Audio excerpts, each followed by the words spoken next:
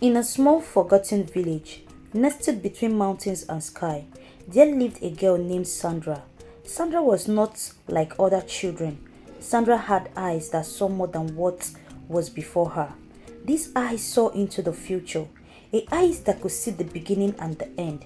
Her gift was rare and terrible, one that had passed down through her bloodline for generations.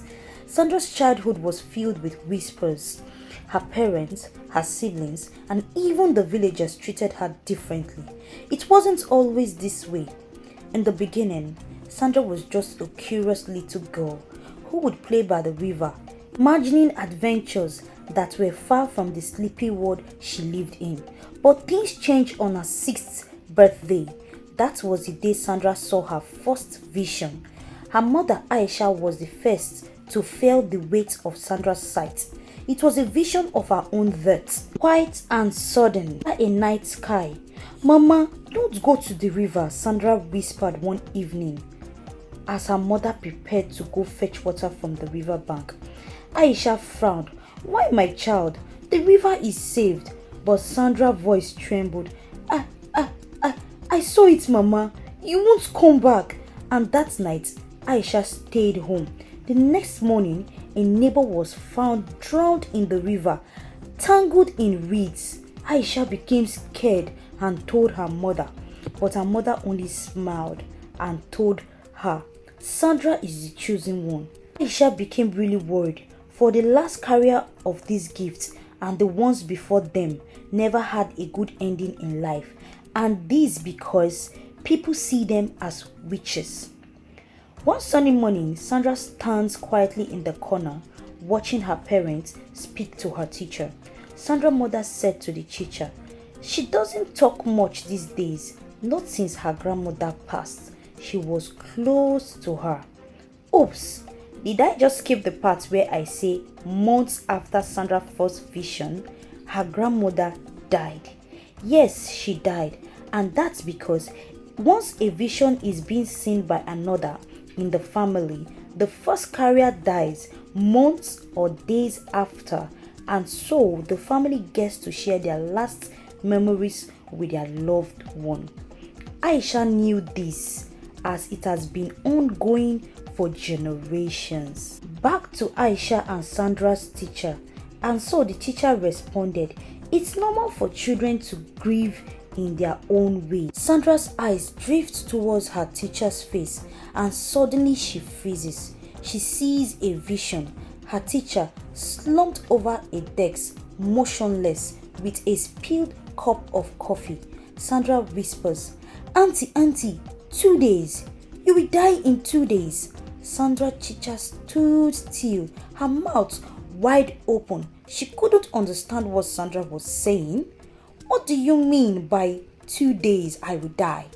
Aisha quickly interfered and said, "Don't mind her. She is just a child. She is joking. You know these kids and their jokes.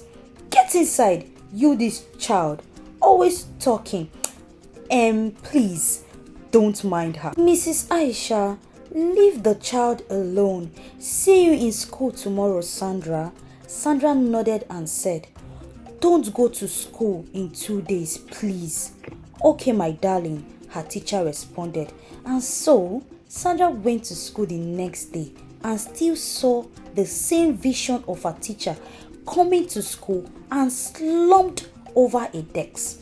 In shock, she shouted, "Auntie, so you will still come to school tomorrow? Please, I beg you, don't come. You will die." When Sandra said those words, the whole class looked at her in amazement and they started to whisper. Out of anger, the teacher punished Sandra by asking her to kneel down and then told the whole student to keep quiet. Sandra cried, not because of the punishment, but because her teacher was going to die regardless of her warnings. And so the next day, her teacher came to school walking to her desk with a cup of coffee in her hands. Just as Sandra had seen, the teacher slumped and hit her head on the desk. Then she died instantly. The whole school was in shock and everyone became scared of Sandra.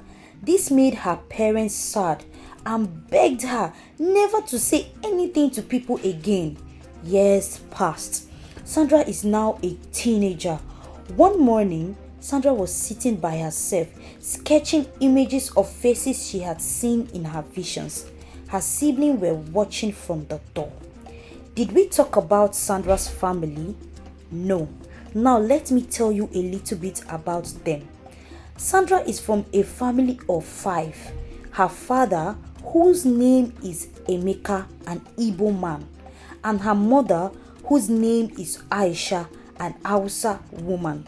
Emeka and Aisha gave birth to 3 kids, 2 girls and a boy, whose names are Adana, Sandra, and Peter. Back to our story. While Sandra's siblings were watching from the door, Adana whispers to Peter, she thinks she is special because of that gift. Why does she have it and not us? Peter responded, she's always acting strange, never wants to talk to us. It's unfair. She is the one getting all of our parents' attention. We should have been the one with that power. Dana clenches her fist, her voice filled with venom. Maybe it's time we do something about it. Their plan was simple. Lure Adana away from home, far enough where no one could hear her scream. That was the initial plan. And so one night, Peter called out to Sandra, let's go for a walk, Peter said, forcing a smile. Sandra hesitated, sensing the danger in the air, but she followed. She had always knew what would happen next. She had seen the trees, the shadows, the knife in Peter's hand, and the light in the dark. Peter led Sandra into the woods as Adana followed secretly. And suddenly, after few hours of what seems not to end, they stopped in a clearing. The air was still, too still. Adana stepped out of her hiding, her voice filled with forced sweetness. You have seen it, haven't you? Sandra nodded in agreement. Yes. Peter spoke with a voice of anger. Why would you hold the power of life and death over us? Do you think you are special because you can see what we cannot? You are just a girl. You are nothing without your cause. And so, Adana struck Sandra with a stick and she fell to the ground. Peter stabbed her with a knife and they ran as fast as they could run. Suddenly, a man named Saturday emerges from the tree where he had been hiding and praying that Sandra doesn't die. He immediately took Sandra home and treated her with some local herbs. Days passed and Sandra haven't woken up yet. Saturday was so worried. Back home, Aisha and Emeka looked for Sandra, but to no avail. She was nowhere to be found. Aisha cried. She couldn't eat for days. For generations of these gifts knew and saw their end. Aisha wondered, what could have happened? Was her daughter really dead? Weeks passed and Sandra finally woke up with pain to her head and stomach. She cried out. Saturday rushed out and was happy to see her. In his words, you are awake. Let me get you something to eat. I guess you must be hungry. Who are you? Said Sandra in a low voice. Don't worry, you would know after you are fine. Saturday gave Sandra some time to heal and then told her everything that he had saw with his eyes. She said, thanks for saving my life. I had seen it all before it happened. I knew I would not die, for I saw the light in the dark. You were that light. Saturday was confused. What do you mean? If you had seen it all, why go with them? I mean, you would have died. Sandra responded, there is a reason for everything. I thought maybe they might change their mind, and if I had not come, they would have sought other means to kill me. The gods are wise. Saturday looked at Sandra in confusion, as if he was talking to the gods themselves. From that day forward, Sandra and Saturday were inseparable. He became her protector, her guide, and eventually the love of her life. But with love came with the clueless vision Sandra had seen Saturday's end. One day, Sandra and Saturday sat by the river's bank, the sun setting in the background. Sandra stares into the water, her heart heavy. Sandra spoke with her voice trembling as she said the words, "My love, I am with your child." Saturday was so happy to hear this as Sandra looked at him in tears. "But I have seen your end." Saturday, smiling softly, "You don't need to worry about me. At least you are carrying on my lineage. Just plead with the gods that I get to see he or she. This would make me a fulfilled man on earth." Sandra in tears said, "My love, it is near. I can feel it."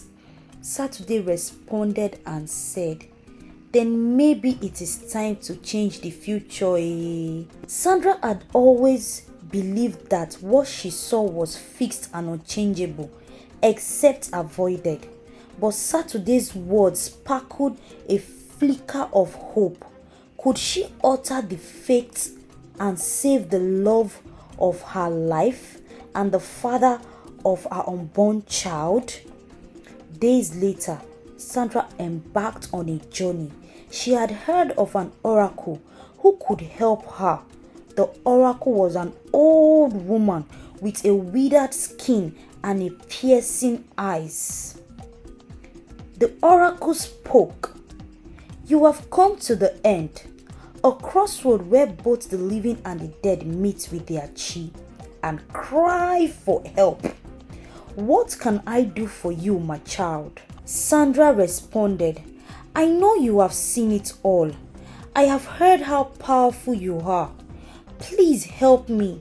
I don't want to lose him."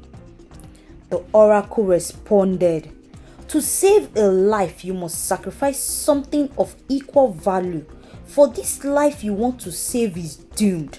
The spirit of the night must take his blood." Sandra's eyes widened. She looked at the ground, contemplating what the oracle means. And she said, "What must I give?" The oracle responded and said, "Your gift, child, the foresight and the life you carry, and his life would be spared. For that which you carry is a girl, and his flesh and blood." Sandra's heart pounded in her chest. "The gift, I can, but my first child, please spare her, please." The oracle responded, "A great sacrifice must be paid for a life. You would have other children, and if your chi shows you mercy, the gift would return.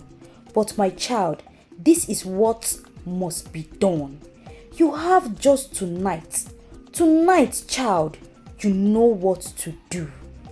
Sandra cried bitterly as she went back home, thought of how she would lose her sight and her child in order to save the love of her life. After so many thoughts, her mind made up. As she watches Saturday sleeping, knowing what she must do, she kneeled down beside him, her hands glowing faintly as she touches his forehead. A surge of energy flows through her, and for the first time in her life, her vision is clouded. Sandra whispering, "I chose you." In that moment, the future changed. Sandra felt her gifts leaving her, the visions fading from her mind. She was bleeding. Suddenly, Saturday woke up. He looked at her, puzzled by the tears in her eyes. My love, what is wrong? He asks. Sandra, smiling through her tears. Nothing. You are safe now. Noticing the blood, Saturday took Sandra to the midwife, who confirmed Sandra had lost the baby. They were both devastated. Months later, Saturday asked Sandra to marry him, and she said yes. And so, Sandra and Saturday went to see Sandra's family, since she has not seen them after the incident with her siblings. Her siblings ran away when they saw Sandra, shouting, "Ghost! Ghost! Ghost! Mama! Papa! Ghost! Ghost! Ghost!" Her parents ran to her, not minding if she was a ghost. Sandra was so happy to see her parents. And so, Sandra narrated everything that had happened, from how her siblings stabbed and ran away, how she was saved by Saturday, how she got pregnant, saw Saturday's death, and the sacrifices she made. Her parents cried. Saturday was shocked on hearing the sacrifices she had made just to save him, and so he knelt down and kissed her feet in tears. His words, "Your sacrifice would never be forgotten, my love." Sandra's siblings begged for forgiveness. The parents pleaded with Sandra to please forgive. "I forgive them, Mama, but Papa, I can never forget." Those words touched her parents, and they cried bitterly, for they felt they had caused the dispute between their children. And so, Sandra and Saturday got married, and the villagers celebrated with them. As they danced beneath the stars, Saturday whispered to Sandra, "You are my future." Sandra smiles, resting her head against his chest, knowing that though she no longer sees the future, but she has created one worth living for. The end. In the end, Sandra learned that some sacrifice might cost you. Though she lost her child and her gift, but she gained something in return, the chance to live without fear. And as the oracle had said, she had other beautiful, beautiful children, grandchildren, great grandchildren. Thank you guys for listening to this beautiful story.